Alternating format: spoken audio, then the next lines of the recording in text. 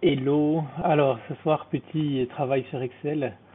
Petit travail tout bête sur Excel, un travail vraiment simple, mais juste pour voir un petit peu les automatisations qu'on peut faire avec Excel, parce que sur ce logiciel, il y a plein de trucs qu'on peut faire à la main sans problème, mais c'est très chiant à faire à la main. Et l'avantage, c'est qu'Excel automatise un petit peu tout et il fait des choses qui mettraient un temps fou à faire à la main et qui, pour lui, ça va être très rapide. Alors, première chose à savoir sur Excel, quand on se met donc sur Excel et qu'on veut faire des statistiques, en général on se sert d'Excel pour faire des statistiques, qu'on veut regarder les températures qu'il a fait toute l'année, ou demande à maman. Il n'y en a pas. De janvier à décembre, un gros avantage qu'il y a sur Excel, c'est que si je tape janvier, et que donc je vais faire février, mars, avril, etc. Si j'attrape ce petit carré en bas à droite de la cellule, le simple fait d'avoir écrit janvier, Excel va comprendre ce que je vais faire. Donc si j'attrape avec la souris que je tire, on voit qu'il met tout seul février, mars, avril, mai, etc. Pareil, si je veux faire des statistiques sur ce qui se passe sur une semaine, ben, si j'écris lundi, juste lundi, Excel comprend tout seul qu'il va devoir, quand j'attrape le petit carré ici, faire mardi, mercredi, jeudi. Là, dans l'exercice qu'on a, on regarde les températures sur 3 jours, et bien même pour ça, si j'écris jour 1 et que j'attrape mon petit carré, Excel va comprendre qu'il faut qu'il passe jour 2, jour 3, jour 4, etc. Donc là c'est sur 3 jours, donc jour 2, jour 3. Donc c'est vraiment des trucs, ça ne sert pas à grand chose, mais ça permet d'économiser du temps et de travailler plus efficacement. Là, dans l'énoncé qu'on nous donne, on nous dit voilà, on sait que les températures elles sont comprises entre moins 5 et 5, donc on va tout tester de moins 5 à 5. Et bien, là aussi, encore une fois, je tape moins 5. Francesca, je travaille. Si je descends, Excel me met que des moins 5. Donc là, il n'a pas compris ce que je voulais faire. Donc je vais lui donner un petit peu plus d'informations. Je vais mettre moins 5 et moins 4 et je vais prendre les deux cellules. Donc là, j'ai initialisé le truc, moins 5, moins 4, et là, du coup, Excel, il va se dire, ah ok, j'ai compris, et quand je descends, eh bien, il continue tout seul jusque 5. Donc des fois, l'automatisation, elle ne se fait pas toute seule parce que il va pas forcément comprendre exactement ce qu'on veut faire. Si je tape juste moins 5, il ne devine pas que je veux aller de 1 en 1, mais si je fais deux valeurs, moins 5, moins 4, et qu'après je lui dis de continuer, ben là, ça lui met la puce à l'oreille et il comprend tout seul.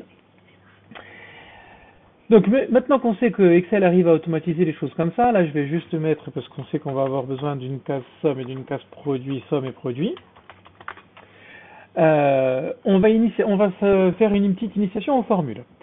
Donc c'est-à-dire que sur Excel, je peux faire des formules, c'est-à-dire que je peux prendre les valeurs de plusieurs cases, de 2 cases, de 3 cases, de 10 cases, de 50 cases, je peux les ajouter, soustraire, les multiplier, faire un petit peu toutes les opérations que je veux.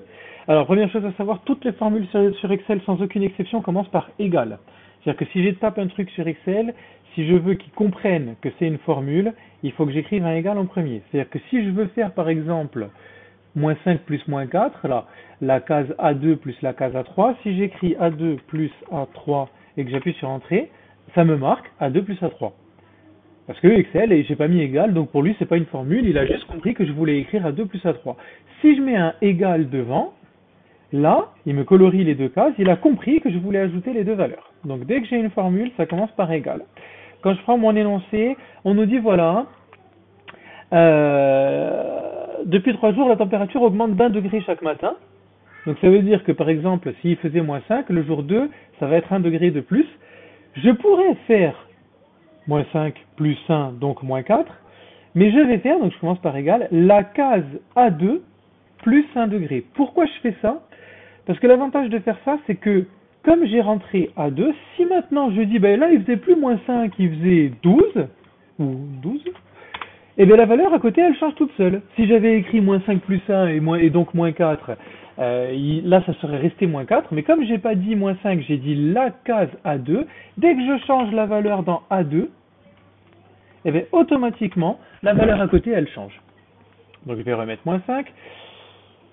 Rebelote, je ne vais pas commencer à dire ben ici c'est A3 plus 1, ici c'est A4 plus 1, ici c'est A5 plus 1, etc.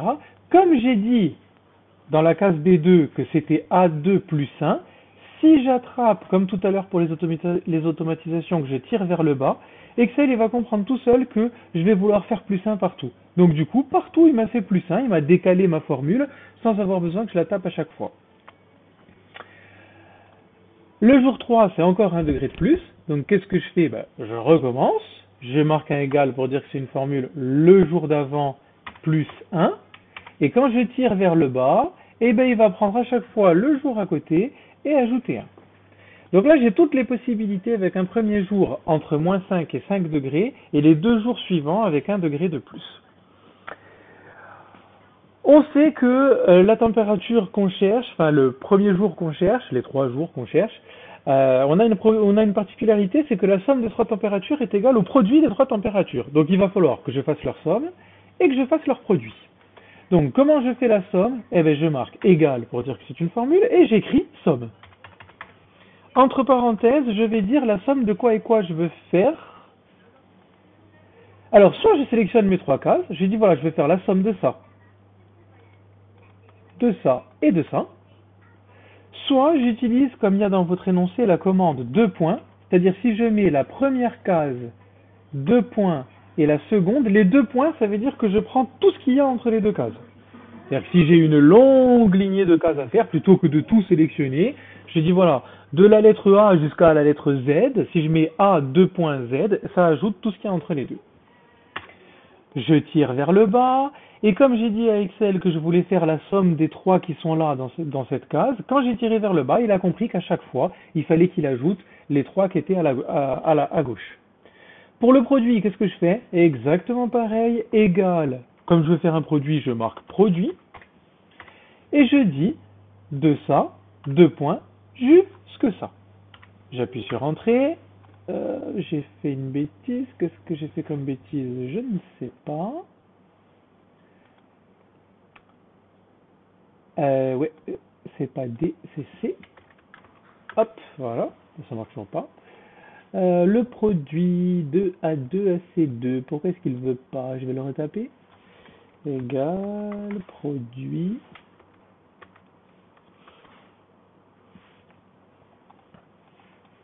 De ça jusque ça. Bon, j'avais tapé une bêtise, je sais pas quoi. Je tire vers le bas et j'ai tous mes produits. Et donc là, pour répondre à la question de l'exercice, je regarde où est-ce que la somme est égale au produit. Alors là, votre prof, il aurait pu vous rajouter une commande supplémentaire parce que Excel, c'est fantastique. On peut même tester si 2 choses sont égales. C'est-à-dire que tant qu'à faire, on va aller jusqu'au bout du truc, on va pas se faire chier à regarder, bon là il n'y a que de moins 5 jusqu'à 5, mais imaginons qu'il y aurait beaucoup plus de possibilités, il faut que je prenne mes 2 colonnes sur mes produits, alors les premières, moins 12, moins 60, c'est pas pareil, moins 9, moins 24, c'est pas pareil, moins 6, moins 6, ah là c'est pareil. Eh bien ça on peut l'automatiser avec une commande, donc là je vais marquer test, je regarde si c'est pareil ou pas, la commande elle s'appelle exact. Alors j'appuie sur égal pour dire que je vais faire une formule et je marque exact, comme ceci, et je mets ce que je veux tester, c'est-à-dire je veux tester la somme et le produit. J'appuie sur entrée, alors là je vois qu'Excel me marque faux. Qu'est-ce que ça veut dire faux? Ben, ça veut dire que quand le premier jour il fait moins 5, à la fin, donc après deuxième moins 4, moins 12 et 60, c'est pas pareil, donc ça marque faux. Si je tire vers le bas, Excel va comprendre qu'il doit tout tester, et là, eh bien là, j'ai plus qu'à regarder. Faux, faux, vrai. Ah, ici, j'ai un vrai. Donc, ça, mes produits sont égaux. Ici, j'ai un autre vrai, pareil. Et ici, j'ai un autre vrai, pareil. Donc, j'ai que des faux, sauf 3 possibilités. Quand le premier jour, il fait moins 3, la somme et le produit des 3 jours seront égaux. Quand le premier jour, il fait moins 1, aussi. Et quand le premier jour, il fait 1, aussi.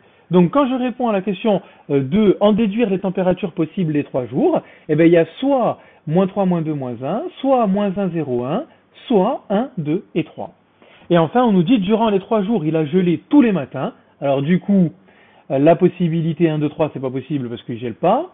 La possibilité 0, 1, 2, 3, bon, à la limite, on peut considérer qu'il gèle quand il fait 0, mais ça fait que le premier jour. Par contre, la dernière possibilité qu'on a là, moins 3, moins 2, moins 1, là c'est que des températures négatives, donc il a gelé les 3 jours, et la somme est égale au produit. Voilà, donc c'est un exercice qui est très simple, il n'y a rien à faire, mais c'est juste pour se familiariser avec Excel. Pour l'instant, ce qu'on doit retenir sur Excel, c'est les automatisations, c'est-à-dire je veux faire un truc sur une semaine, j'écris pas lundi, mardi, mercredi, jeudi, je mets juste le lundi, et quand je tire, Excel complète tout ça, pareil pour janvier, février, mars, ce genre de choses, jour 1, jour 2, jour 3. Quand j'ai des températures, même chose, Si je veux faire toutes les températures de 0 à 10 degrés, je tape 0. Alors si je vois qu'il continue pas tout seul, je le mets un peu la puce à l'oreille, je tape 0, 1, je prends les deux cellules, et là quand je tire, il comprend.